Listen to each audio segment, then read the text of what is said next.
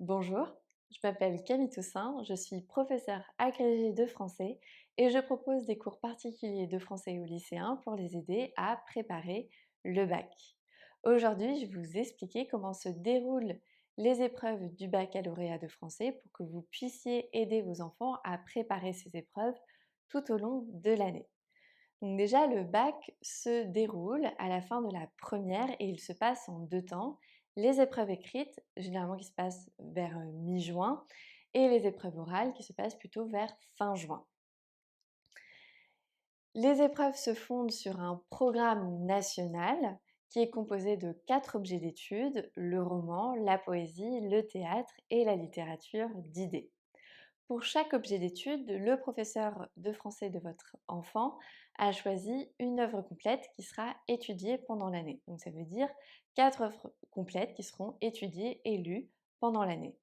À cela s'ajoutent 4 autres ouvrages que votre professeur, le professeur de français de votre enfant, aura choisi hors programme de l'éducation nationale, qu'on appellera plutôt lecture cursive. Ça veut dire que pendant l'année, votre enfant devra lire 8 ouvrages qui sont généralement des lectures assez exigeantes et qui demandent un véritable investissement dès le début de l'année pour ne pas prendre de retard, mais aussi une certaine qualité de lecture pour approfondir et affiner cette lecture pour réussir les épreuves du bac. Je vais passer maintenant à la description de ces épreuves. Donc déjà, les épreuves écrites. Les épreuves écrites se déroulent sur 4 heures et votre enfant a le choix entre deux exercices, soit le commentaire composé, soit la dissertation. Alors le commentaire composé se fonde sur un texte qui n'a pas été étudié pendant l'année et qui est proposé le jour de l'épreuve. Il s'agit de montrer les effets du texte sur le lecteur en relevant et en interprétant les procédés littéraires utilisés par l'auteur. Maintenant, la dissertation. La dissertation est sur une œuvre qui a été étudiée pendant l'année, une des 4 œuvres donc que je disais, œuvre complète qui a été étudiée et lue pendant l'année de première. Il s'agit de produire un raisonnement convaincant sur un sujet qui invite au débat sur une œuvre du programme en utilisant ses connaissances littéraires, sa compréhension fine de l'œuvre et sa culture personnelle.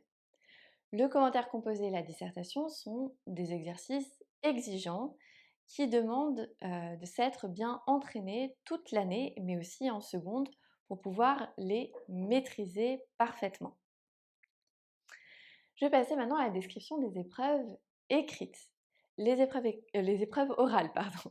Les épreuves orales se déroulent en deux temps. Déjà un temps de préparation, 30 minutes, et un temps de passage, 20 minutes devant l'examinateur.